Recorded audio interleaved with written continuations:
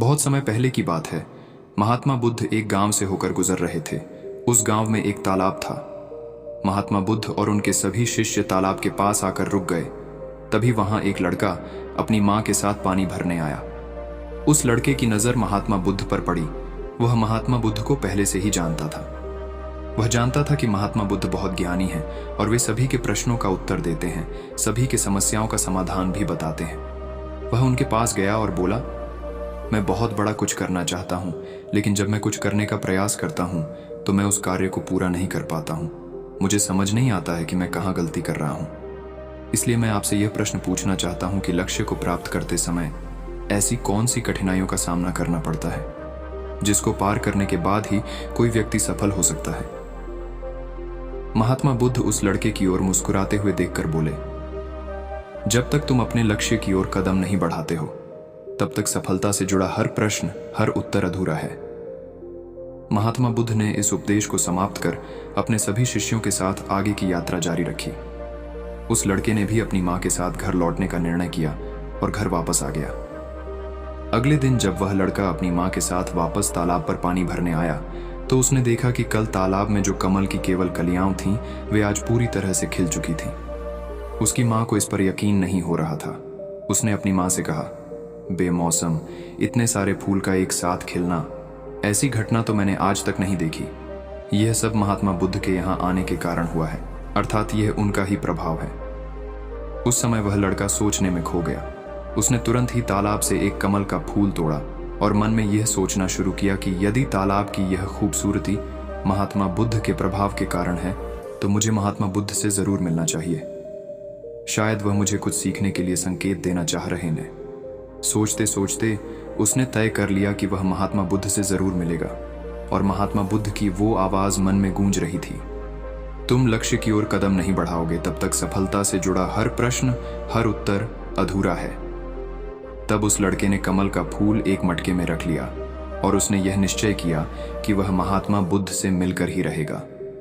उसके मन में जो भी प्रश्न थे उनके उत्तर जानने का उसने निश्चय किया। उस लड़के ने तुरंत ही अपनी मां से कहा, मैं महात्मा बुद्ध से मिलने जा रहा हूं।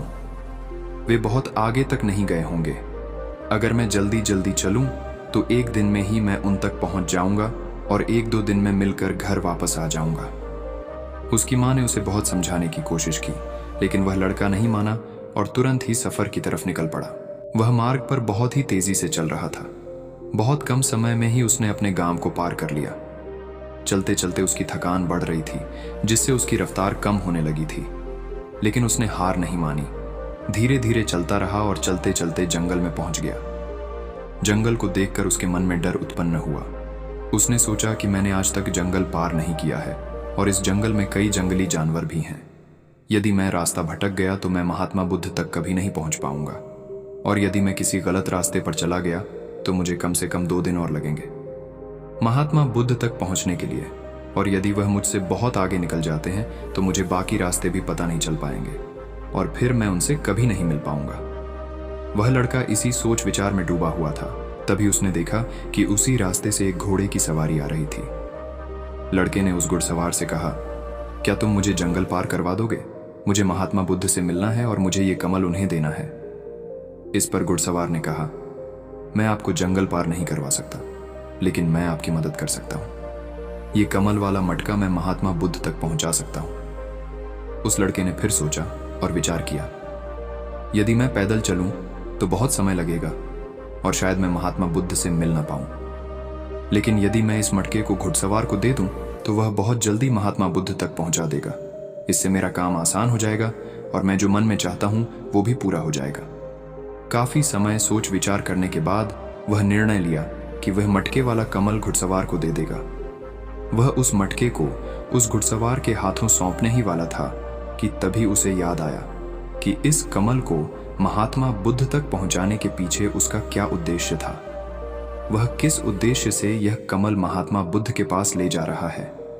तभी उसके मन में एक और विचार आया कि अगर मैं यह मटके वाला कमल लेकर महात्मा बुद्ध तक नहीं पहुंचा तो मेरे प्रश्नों का उत्तर मुझे कैसे मिलेगा, और हो सकता है कि मेरे जीवन में यह एक ही मौका है जिससे मैं महात्मा बुद्ध से मिल सकता हूं और अपने सभी प्रश्नों के उत्तर जान सकता हूं। ये सोचकर उसने निर्णय लिया कि वह यह मटका नहीं देगा, मैं इसे खुद ही उन तक पहुंचाऊंगा।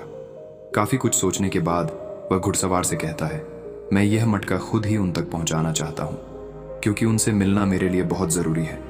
मेरे मन में कई प्रश्न हैं जिनके उत्तर मुझे उनसे जानना है, इसलिए मैं यह मटका खुद ही उन तक ले जाऊंगा।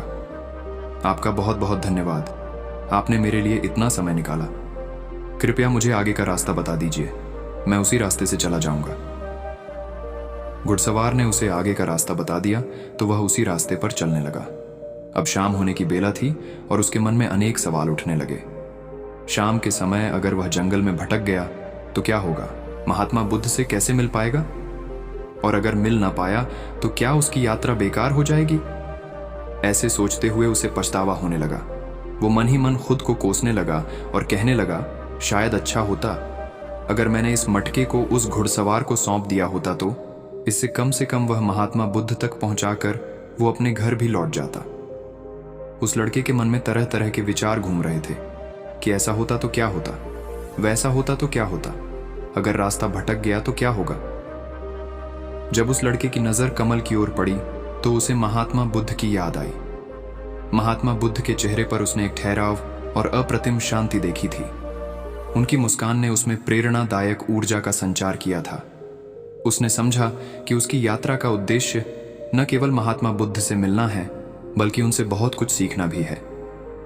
उसके मन में महात्मा बुद्ध से मिलने की तीव्र इच्छा फिर से जागृत हो गई और वह अब निश्चित था कि वह अपने मार्ग पर आगे बढ़ेगा।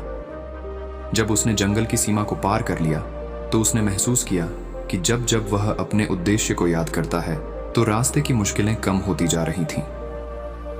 यह घटना सिर्फ उस लड़के की कहानी नहीं है, बल्कि यह हर व्यक्ति के साथ होती है। जब हम अपने उद्देश्य को याद रखते हैं तो हमारे मार्ग में आने वाली रुकावटें छोटी पड़ जाती हैं और हम उन्हें आसानी से पार करके अपने लक्ष्य की ओर बढ़ते हैं। इसके बाद उस लड़के को यह एहसास हुआ कि उसे अपना उद्देश्य याद रखना है और धीरे धीरे आगे बढ़ते रहना है। उसने सभी चिंताओं को छोड़ दिया और आगे बढ़ता गया। हालांकि चलते चलते वह काफी थक चुका था और जब उसने जंगल को पार किया तो उसे एक छोटी सी कुटिया दिखाई दी। उस कुटिया में एक सुंदर स्त्री रहती थी। वह लड़का थक चुका था और जोरों की प्यास महसूस कर रहा था। वह कुटिया में चला गया और वहां पर उस स्त्री से पानी मांगा। उस स्त्री ने उस लड़के को पानी पिलाया और लाड़के से पूछ वो इस तरह क्यों भटक रहा है, तो उस लड़के ने उत्तर दिया कि वो महात्मा बुद्ध के ज्ञान की अभिलाषी है और वो उनसे मिलना चाहता है। तभी उस स्त्री ने लड़के से पूछा, आखिर तुम महात्मा बुद्ध से मिलना क्यों चाहते हो? तब वह लड़का कहता है, मेरे मन में बहुत सारे प्रश्न हैं जिनका उत्तर जानने के लिए मैं उनसे मिलने जा रहा हूं। वह लड़का अपनी बातें कह रहा था, जबकि दूसरी ओर उस लड़की के मन में उस लड़के के प्रति प्रेम जाग रहा था। मन ही मन वह लड़की उसे पसंद करने लगी थी। वह लड़की उस लड़के को रोकना चाहती थी और उसे कहती है, आज तुम यहीं रुक जाओ, वैसे भी शाम होने का है और बहुत जल्द रात भी होने वाली है। ऐसे में तुम कहाँ जाओगे? इससे अच्छा है कि आज रात तुम यहीं रुक जाओ। उस लड़की की बातों को सुनकर वह लड़का समझ चुका था कि वह उसे पसंद करने लगी है। वह लड़का उस लड़की की सुंदरता को मन ही मन निहारते हुए सोच रहा था, मैं इससे विवाह कर लूं तो मेरा जीवन संभल जाएगा और जीने में आनंद भी आएगा। उस लड़के ने सोचा, ऐसे भी मैं आज रात महात्मा बुद्ध से मिल नहीं पाऊंगा, तो क्यों न मैं यहीं पर रुक जाऊं। फिर उसने जवाब देते हुए कहा, मैं कुछ देर में सोचकर बताता हूं। लड़का इस विषय में सोचता रहा। तब तक उसके मन में फिर से महात्मा बुद्ध की वो बात याद आई। उसे एहसास हुआ कि मैं इतनी दूर से यहाँ क्यों आया हूँ, और उसने मन ही मन सवाल किया कि क्या मैं यहाँ इतनी दूर इस लड़की के साथ मित्रता, प्रेम अथवा विवाह करने आया हूँ? नहीं नहीं, ये मेरी प्रेमिका ये नहीं बन सकती। क्या भरोसा आज को इसका मन मेरे पर आया है, कल किसी और पर आ जाए। लड़के ने तुरंत ही उस कमल की ओर देखा और उसे उसका उद्देश्य याद आ गया। उसने जल्दी से निर्णय लिया कि वह आगे अपनी लक्ष्य की ओर कूच करेगा। उसने लड़की को मना किया और अपने मार्ग की ओर प्रस्थान किया। जब वह आगे की ओर बढ़ने लगा तभी उसे अपने निर्णय पर अफसोस होने लगा। उसे ऐसा लग रहा था कि अगर मुझे महात्मा बुद्ध ना मिले तो उसके हाथ से वह लड़की भी चली जाएगी।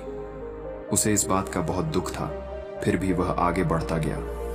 कुछ दूर जाने के बाद जब उसका मन शांत हुआ तब उसे यह एहसास हुआ कि यदि वह उस स्त्री के पास रुक जाता तो वह अपने उद्देश्य में कभी सफल नहीं हो पाता और उसकी यह यात्रा बेकार हो जाती। उसको तब एक और बात का स्मरण हुआ कि कोई भी वस्तु या व्यक्ति जो हमें अपने उद्देश्य से भटकाने का प्रयास करे, उससे तुरंत ही दूरी बना लेनी चाहिए और हमें अपना उद्देश्य याद रखना चाहिए। वह लड़का सोच विचार करते हुए आगे बढ़ रहा था। तभी मार्ग में एक बुजुर्ग आदमी से मिला। उसने बुजुर्ग से पूछा, बाबा, क्या आपने इस मार्ग से महात्मा बुद्ध को जाते हुए देखा है? पिछले गांव में किसी ने बताया कि वह इसी मार्ग से आगे बढ़े थे। क्या आप बता सकते हैं वह किस तरफ गए हैं? उस बुजुर्ग व्यक्ति ने उस लड़के से कहा, तुम्हें कोई गलत फहमी हुई है, इधर से कोई भी आर्षि मुनि नहीं गए हैं। हो सकता है कोई और मोड़ हो जिस पर तुमने ध्यान नहीं दिया हो और उस रास्ते से वे मुनि चले गए हों। यह सुनकर वह लड़का घबरा गया। अभी कुछ ही घंटे पहले ही उसने उस बस्ती को पार किया था। अगर वह वापस गया तो काफी समय लग जाएगा और अंधेरा भी होने को है। उसके रहने के लिए कोई जगह भी नहीं है और ना ही उसके पास कुछ खाने के लिए बचा है। इससे उसकी पूरी यात्रा बेकार हो जाएगी। मुझे तो लगता था कि मैं महात्मा बुद्ध से मिल पाऊंगा, लेकिन अब लगता है कि उनसे मिलना इस जन्म में तो संभव नहीं है। इस प्रकार के कई विचार उस लड़के के मन में उमड़ने लगे थे। वह लड़का खुद पर संदेह करने लगा। जैसे ही उसके मन में इस प्रकार के विचार उत्पन्न हुए, मानो उसके पैरों में किसी ने बेड़ियां डाल दी हों। वह बार बार केवल एक ही बात सोच रहा था, आखिर मुझे वह क्यों नहीं दिखाई दिया? मैं बार बार एक ही गलती क्यों करता हूं? मुझसे इतनी बड़ी गलती कैसे हो गई? वह लड़का सर पकड़कर वहीं बैठ गया। कुछ देर तक तो उसे कुछ समझ नहीं आ रहा था। तभी उस लड़के को उसकी माँ की बात याद आई कि हर गलती में कोई ना कोई सीख छुपी होती है जो हमारे जीवन को और भी बेहतर बनाती है। और इस बात को सोचते ही उसका मन पूरी तरह से शांत हो चुका था और वह लड़का बार बार अपने मन में एक ही बात दोहरा रहा था कि हर गलती में सीख छुपी होती है और वह हमें और बेहतर बनाने आती है। उसने अपनी गलती को स्वीकार किया। हाँ, मुझसे गलती हो गई है। मैं जल्दीबाजी में बिना सोचे समझे मार्ग में आगे बढ़ रहा था। जैसे जैसे लोगों ने कहा, उसी तरह से वह आगे की ओर बढ़ता गया। उसकी गलती स्वीकार करते ही उसका मन शांत हो गया। उसकी आशा अब निराशा में बदल चुकी थी। वह एक पेड़ के नीचे बैठा हुआ था। तभी उसने देखा कि कुछ जानवर नदी से पानी पी रहे थे। ये सब देखकर उस लड़के को याद आया कि जब वह पहली बार महात्मा बुद्ध से मिला था तो वह पानी के पास मिला था और महात्मा बुद्ध के साथ उनके कई शिष्य भी थे। सभी को पानी की जरूरत तो पड़ेगी ही। इस बात पर उस लड़के को तुरंत यह समझ में आया कि बुद्ध भी उसी रास्ते से भ्रमण कर रहे होंगे। तभी उसने सोच विचार कर तय किया कि वापस जाने से अच्छा है क्यों ना मैं नदी के किनारे किनारे होते हुए आगे की ओर बढ़ता रहूं। ऐसा सोचते ही उसने तुरंत रास्ता बदल दिया और अब नदी के रास्ते आगे बढ़ता गया। जैसे जैसे वह आगे बढ़ता गया, उसका मन और भी हल्का होता गया। इस अनुभव के साथ उसने महसूस किया कि जब मन शांत होता है तो हमारा मन बहुत हल्का हो जाता है। हम जल्दबाजी नहीं करते और न ही किसी में या खुद में कमियां ढूंढते हैं। हमारी बुद्धि पहले से बेहतर काम करने लगती है। उसने यह भी महसूस किया कि खुद से शिकायत करना एक बहुत बड़ी कमी है जो हमें दुख और पीड़ा देती है। चलते चलते उसके मन में यह विचार आया कि यदि वह अपने गांव में ही रुक जाता तो यह सारे अनुभव कभी नहीं होते। ऐसा सोचते सोचते वह मार्ग में आगे बढ़ता गया। तब उसे महात्मा बुद्ध के कुछ शिष्यों पर नजर पड़ा। उन्हें देखकर वह बहुत खुश हुआ। उनके शिष्यों को देखकर वह तेजी से आगे बढ़ा और अंत में महात्मा बुद्ध तक पहुंच गया। जब वह महात्मा बुद्ध से मिला तो उन्हें प्रणाम किया और तुरंत ही उन्हें कमल का फूल भेंट किया।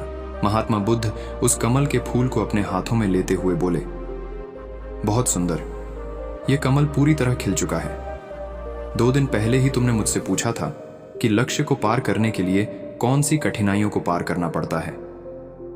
तुम्हारा यह धैर्य और मुस्कान देखकर लग रहा है तुमने रास्ते में बहुत सारे अनुभव को इकट्ठा करके अपने जीवन रूपी पुस्तक में संजो कर रख लिया है। इस पर वह लड़के ने रास्ते में घटित सारी बातें महात्मा बुद्ध को बता दी। तब महात्मा बुद्ध बोले, मैं तुम्हारे सारे सवालों का उत्तर दूंगा। तब बुद्ध कहते हैं, बिना कोशिश के हर चीज अधूरी है।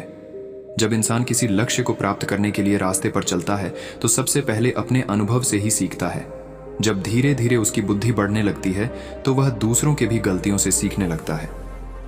जीवन में लक्ष्य प्राप्ति के लिए एवं किसी उद्देश्य में सफलता प्राप्त करने के लिए हमें उस रास्ते पर चलना पड़ेगा। तभी हम सफलता प्राप्त करने की रहस्य को जान पाएंगे और इनका समाधान करने के बाद ही हम अपने लक्ष्य तक पहुंच सकते हैं। अगर तुमने उन चुनौतियों का सामना कर लिया तो तुम अपने लक्ष्य को हासिल कर लोगे।